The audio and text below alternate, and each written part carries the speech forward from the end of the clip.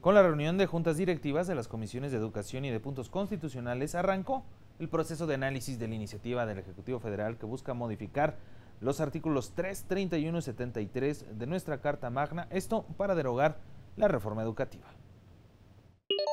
Pues es una reforma que se concentra en puntos sustanciales, darle un carácter distinto a la educación con fundamentos diferentes. Estamos hablando de que se están integrando conceptos como universalidad, como integridad, que estamos hablando de sustentar la educación no solamente en aspectos cuantitativos, sino cualitativos. Bueno, las juntas directivas, es decir, las presidentas, vicepresidentes y secretarios de las comisiones, no plenarias de las comisiones, sino únicamente los órganos directivos de las comisiones, acordaron y aprobaron la ruta de trabajo que inicia con la reunión de trabajo del titular con el titular de la Secretaría de Educación Pública el próximo lunes 28 de enero. Luego, audiencias públicas que van a desarrollarse entre el 6 y el 16 de febrero y un debate de aprobación del dictamen en Comisiones Unidas el 27 de febrero. Ya hay fecha para la votación de este asunto, 27 de febrero, para su discusión en el Pleno de Reforma Constitucional también, así que la tiene que ratificar el Senado y los congresos del país. Es un acuerdo para arrancar todo este proceso, ya vienen fechas específicas de las diferentes audiencias públicas que vamos a realizar. Es un acuerdo que busca escuchar y hacer un trabajo para hacer una redacción lo mejor que se pueda en beneficio del sistema educativo nacional. Tendremos que presentar el mejor dictamen, recuperando pues todo el sentir de los actores educativos de este país. Bueno, los graves problemas de corrupción se dan en casi todos los países del mundo. De hecho, la Agenda Mundial para 2030 lo contempla como una de las problemáticas que los gobiernos deben enfrentar. Bueno, eso lo explicaba Antonino de Leo, representante de la ONU contra las drogas y el delito en el Senado mexicano, al hablar sobre la experiencia italiana de combate a la corrupción. La experiencia italiana de prevención y combate a la corrupción, incluyendo sus vínculos con la delincuencia organizada, puede ser de inspiración para el gobierno de Andrés Manuel López Obrador, en particular para la secretaría que lidera la doctora Sandoval, en el marco de esta importante transformación que se adelanta en el país. La Autoridad Nacional Anticorrupción de Italia es una autoridad administrativa independiente, con funciones de inspección, regulación y sanción en materia de prevención de administración. Así lo explicó el presidente de este organismo, quien compartió además la experiencia en materia legal. Precisamente en estos días del 2019 se promulgó por el presidente de la República una nueva ley que se definió Barre Corruptos, una ley que aún más endureció los castigos, introdujo la represión penal. En primer lugar, introdujo una técnica de investigación típica del crimen organizado, es decir, la posibilidad de actuar a través de agentes encubiertos. Sobre este asunto, el presidente de la mesa directiva del Senado, Martí Batres Guadarrama, dijo que el tema de la corrupción se ha convertido en uno de los elementos fundamentales del combate del gobierno federal actual. No es que nosotros queramos copiar, no lo podemos hacer, son realidades muy distintas, pero siempre la comparación y los contrastes nos ayuda a enfatizar determinadas características de nuestras políticas públicas. Nos gustaría, al paso de los próximos años, no dentro de mucho, dentro de poco, hablar del modelo mexicano contra la corrupción, ya con algunos números, ya con resultados fuertes. Bueno, finalmente la secretaria de la Función Pública habló del nuevo plan del gobierno mexicano precisamente para enfrentar actos de corrupción. El gobierno de nuestro país tiene articulada una estrategia que que, pensando en el combate efectivo a la corrupción, pone en el centro la austeridad republicana, una nueva moral pública que se basa en el combate al privilegio y en el combate al abuso de poder, y que busca, no solo de palabras, sino con el ejemplo, comprometiendo acciones de Estado, combatir estos flagelos. Bueno, y en otros asuntos también se inauguró allá en el Senado de la República el foro denominado Hacia una agenda de pacificación para Guerrero, evento organizado por la Comisión de Defensa Nacional en la que legisladores, académicos y expertos analizaron el origen de la violencia en la entidad, así como las estrategias posibles para enfrentar la crisis de seguridad en esta entidad del país. Todos conocen la situación de Guerrero, allá donde casi se tiene que pedir permiso para andar en nuestras propias tierras, allá donde hay desplazados, ejecutados, amenazados, presos injustamente por defender sus territorios, allá donde hay mucha injusticia. El senador Félix Salgado Macedonio, quien es presidente de la Comisión de Defensa Nacional y senador por el estado de Guerrero, precisamente. María Cruz, habitante de esta de la Sierra de Guerrero, cuyo hermano fue asesinado en 2011, ofreció un testimonio de cómo se vive el clima de violencia en los municipios guerrerenses de la Sierra. Porque nos han querido quitar nuestras tierras, cobran cotas, y porque estamos a contra de las cotas, a contra del tala de madera, porque no es justo para nosotros criar a nuestros hijos y que no tengan ni en dónde vivir.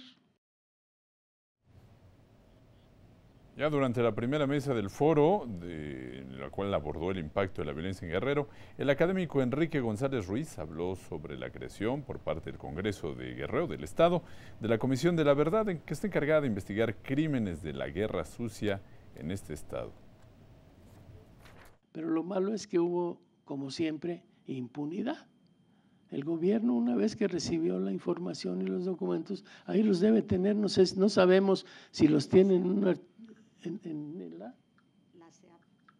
Secretaría. La CEAP, la Comisión Ejecutiva de Atención a Víctimas, y en el Congreso. Comisión Ejecutiva de Atención a Víctimas y en el Congreso del Estado. Ahí están nuestra información y nosotros consideramos que es una información valiosa y útil y demandamos que se haga efectivo lo que nosotros dijimos.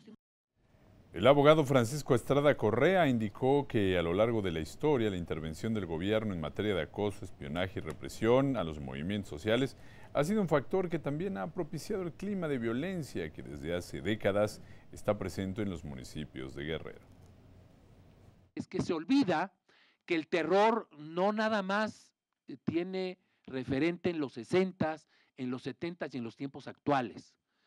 La justicia y el referente de justicia tiene que ver mucho con que identifiquemos los orígenes de esta sistemática represión del Estado mexicano. Por su parte, Marilena Hernández Márquez, de la Asociación Mexicana de Abogados del Pueblo, lamentó que la ausencia de castigo para delitos como el desplazamiento forzado, interno y pago de derecho de piso, desaparición y otros más han fomentado la inseguridad en todo el estado de Guerrero. Este vacío y desvío de poder ha generado lo que estamos viviendo en la actualidad, un narcoestado político-militar. Y así es como lo han considerado ya desde diferentes espacios y en esa dimensión. Vivimos un narcoestado político-militar y este es el gran reto para nuestro nuevo gobierno, cómo frenar y terminar con este estado tan alejado del derecho y de la justicia.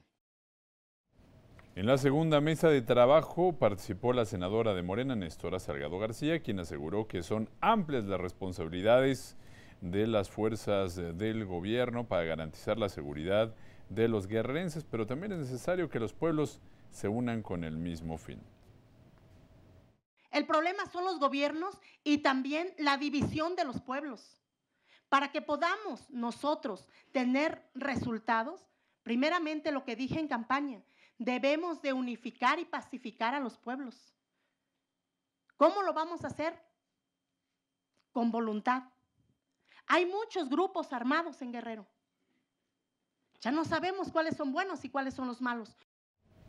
Por su parte, el académico Mario Recchi señaló que los altos niveles de impunidad han permitido que en todo el territorio guerrerense se cometan delitos que impactan directamente y de forma incisiva en la vida de los pobladores y provocan también una ausencia enorme del Estado. La impunidad representa una cesión de poder y en sentido lato una renuncia al ejercicio de la rectoría y de la defensa del interés general. Y eso fortalece al adversario, a ese Estado, narcoestado del que hablaron los compañeros en la mesa anterior. Y fortalece al narcoestado no solamente porque puede continuar con su conducta, sino también porque puede proceder contra la administración legítima. Gustavo Ogarrio, de la Facultad de Filosofía y Letras de la UNAM, enumeró algunos aspectos que hacen posible la creación de grupos de autodefensa para enfrentar los actos violentos por parte del crimen organizado en las comunidades. Provienen de un cambio social y político al interior de los mismos pueblos y comunidades. Me refiero a que muchas veces, ante las violencias más deshumanizadas, se reorganizaron los legados de lucha y de resistencia de estas mismas comunidades. Eso pasó en Cherán. Ustedes saben que Cherán no tiene una autodefensa como tal. Se niega incluso a esa palabra. Es una ronda comunitaria. Bueno, también en este foro hacia una agenda de pacificación, una pacificación para Guerrero, se habló de los efectos colaterales del desplazamiento forzado interno, siendo el estado de Guerrero quien tiene mayores porcentajes del fenómeno por el crimen organizado. El abogado José Antonio Foronda explica el fenómeno. Las principales causas que originan los desplazamientos forzados, ya lo dije, pero ya yéndonos al terreno pragmático, son la violencia generalizada, los conflictos sociales o religiosos o interétnicos, los políticos, la discriminación, la intolerancia social, algo que nos ocupa muy de cerca con el modelo económico impuesto en nuestro país, los megaproyectos de infraestructura, las disputas de tierras y de recursos naturales, así como los desastres ambientales. Bueno, sobre el militarismo presente en México desde 1994, el abogado Ramos Becerril hizo un recuento y comparó lo ocurrido en Chiapas. En Chiapas se dio el paramilitarismo, pero derivado de la indiferencia gubernamental. Se dio el desplazamiento con un desenlace letal, como ya se les comentó. Inclusive se creó en el 2012 la ley para prevenir y atender el desplazamiento interno en el estado de Chiapas. Bueno, y precisamente Eduardo Correa, profesor de la Universidad Autónoma de la Ciudad de México, USM, realizó un recuento sobre las características que tienen países como México y Colombia respecto al combate al crimen organizado que ha generado, dijo, el desplazamiento de personas. En el caso de México y Colombia estamos inmersos en una guerra oculta. Primero llamada guerra contra el narcotráfico, luego llamada contra el crimen organizado. Tan falsos los argumentos como las armas de destrucción masiva. Hoy la cocaína y la heroína no son más que recursos económicos para poder financiar esa guerra oculta de grupos paramilitares o de mercenarios con rostros nacionales. Bueno, la periodista Ercilia Castro habló de la situación en Guerrero, donde se cometen actos delictivos, validados incluso, dijo, por autoridades locales. Presentó un panorama sobre la situación que se vive en el estado. Y también tenemos, o sea, este secuestro de comunidades. Sin embargo, pues aquellos que declaran son expulsados de su pueblo, no les permiten hacer sus negocios, los sacan, los confrontan. Y bueno, ahorita tenemos la situación desde diciembre del surgimiento de la policía ciudadana de la Costa Grande y de la Sierra. Uno de los grandes problemas de Guerrero que durante décadas ha exacerbado la violencia es el cacicazgo, así como los nexos que se tienen con grupos criminales, los cuales han dejado cuantiosas víctimas mortales, aseveró esto María Elena Hernández. tristemente hoy tenemos que hablar de estas pérdidas. Entonces, la preocupación y lo que queremos colocar en esta mesa, ¿cuántos más? ¿Cuántos muertos más necesitamos para que sean visibles? ¿Cuántos más desplazados? ¿De qué manera podemos poner ya un alto a toda esta ola de situaciones difíciles que cada día nos llenan de toda esta impotencia? Parte del análisis de expertos y legisladores sobre la situación de violencia que se vive en Guerrero. Tenemos más información cuando regresemos a la discusión en la Comisión de Puntos Constitucionales al respecto de la minuta que establece la creación de la Guardia Nacional. Todos los detalles al volver.